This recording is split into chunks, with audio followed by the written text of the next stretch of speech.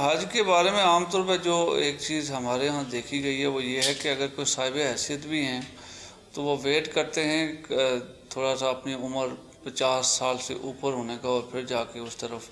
تو اس میں کیا کہ کسی بھی ایج میں بندہ جب صاحب حیثیت ہو جائے، چاہے وہ 18 سال کا ہو 19 سال کا ہو، تو کیا وہ جا سکتا ہے؟ اور اگر وہ اسی میں کر لے تو آئندہ زندگی میں اگر اس کے مال و دولت میں زیادہ اضافہ ہو جائے تو پھر بھی کیا اس کو دوبارہ جانا پڑے گا یا وہ ایک ہی حج اس کے لیے کافی ہوتا ہے؟ ایس پی ہے، پولیس والے ہیں، لوگ ان کو برا بھلا بولتے ہیں بیچاروں کو. دیکھو کیسا اسلامی سوال کیا اور کیسا اہم سوال کیا حج کے تعلق سے.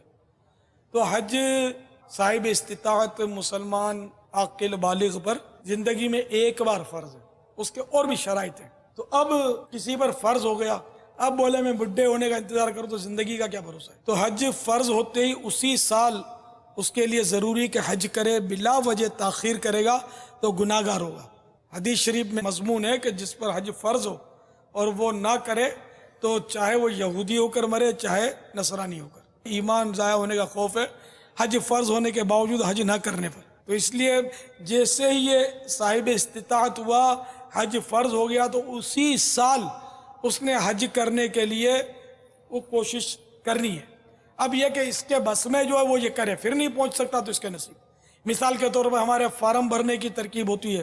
اب اس نے فارم بھرا اور اس کا نام نہ نکلا اور دوسری کوئی صورت اس کو نہیں معلوم کہ اس طرح وہ حج پر چلا جائے تو وہ ایک الگ مسئلہ ہے. لیکن بڈھا ہونے کا انتظار نہیں. ہمارے یہاں دنیا بھر سے لوگ تقریباً دیکھا بڈھے آتے ہیں، کسی بھی ملک کے ہوں. جوان ہوتے ہیں، تعداد ان کی بیچاروں کی کچھ کم ہوتی، فرصت نہیں ہوتی ان کو. تعلیمی مصروفیات، کاروباری مصروفیات، حالانکہ فرض ہو گیا ساری مصروفیات ایک طرف، حکم الہی ایک طرف. حج میں ایک بڈھے کو دیکھا میں نے کہ وہ مسجد الحرام کے باہر ابو جہل کے گھر پر استنجا خانہ بنا ہوا ہے. ابو جہل کا گھر چھوٹا ہوگا لیکن کہا جاتا ہے اسی کے اندر ابو جہل کا گھر شامل ہے.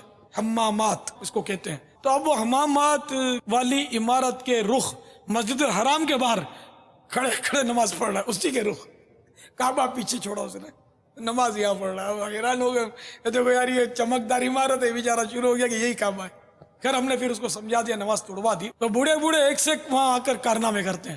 ایک حاجی کا کوئی 2-3 سال پرانا واقعہ کسی نے بتایا کہ اس کو کسی نے بتایا تھا کہ وہ پہلے طواف کرنا، طواف جب ختم ہو جائے تو صحیح کرنا. اب اس نے طواف کیا، اس نے 20 پھیرے کر دیے بیچارے نے. اب وہ طواف کرنے والے کم ہونے کے بجائے بڑھ رہے ہیں، طواف ختم نہیں ہوتا. آخر اس نے تنگ آ کر کسی کو پوچھا کہ یار یہ ختم کب ہوگا تاکہ میں صحیح کروں. اب اس کو سمجھا کہ بھائی یہ ختم نہیں ہوگا، یہ تو ڈبل 12 گھنٹے چلتا ہی رہے گا. لوگ آتے رہیں گے تو اس طواف کے پھیرے تو صرف 7 ہوتے ہیں. تم موقع لگے ہوئے ہو یار، کیے جا رہے ہو. یہ یا وہ کتاب پڑھتے نہیں ہے، کسی کو پوچھتے نہیں ہے، سیکھتے نہیں ہے، لگے رہتے ہیں. تو بہرحال یہ کہ حج فرض ہوتے ہی بڑھاپے کے بجائے جوانی میں حج کرنا مناسب ہے، کیونکہ یہ کام مشقت والا ہے، ریاضت ہے. اس میں یہ سارے اعضاء، یہ ان کی عبادت ہے، ان کا ذکر ہے، اس میں سب شامل ہے حج میں. حج کو جوانی میں اگر فرض ہو گیا جوانی میں کر لے. ہاں فرض ہی بڑھاپے میں ہوا تب مجبوری ہے، کیا بڑھاپے میں بھی یہ کر لے جبکہ اور کوئی معنی شرعی نہ ہو. تو حج فرض ہو گیا تو اس کا مطلب معنی شرعی نہ رہا، ٹھیک ہے نا.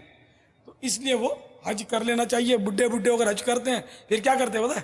حج کرنے کے بعد اب ریٹائر عمر ہو گئی، بچے جوان ہو گئے، کماتے ہیں، اب یہ چلے حج کو جاتے ہیں. پھر اتنی سی داڑھی رکھتے ہیں، خشخشی. مسائل نہیں پتا ہوتے کہ خشخشی حرام ہے. ایک مٹھی داڑھی تھوڑی کے نیچے سے واجب ہے، اس سے بڑھ گئی تو کاٹنا سنت ہے. ان کو پتہ نہیں، اتنی سی داڑھی رکھتے ہیں، پھر یوں سفید رومال یوں ترچھا رکھتے ہیں. ادھر مدینے سے لائے ہوں گے رومال، یوں مدینے کا رومال، لال رومال، سفید رومال رکھتے ہیں اور حاجی صاحب بن کے گھومتے ہوتے ہیں، ہاتھ چمواتے ہوتے. لوگ حاجی صاحب کہتے ہیں اور یہ پھولے نہیں سماتے، آتا جاتا کچھ بھی نہیں ہے. تو اس لیے وہ حج جوانی میں کرے گا تو شاید وہ بہتر طریقے پر کر پائے گا. اب الحمدللہ دعوت اسلامی کی برکت سے میں نے دیکھا ہے کہ نوجوانوں کی تعداد بڑھتی چلی جا رہی ہے حج میں، الحمدللہ. واللہ تعالی اعلم ورسولہ اعلم عز وجل وصلی اللہ تعالی علیہ وآلہ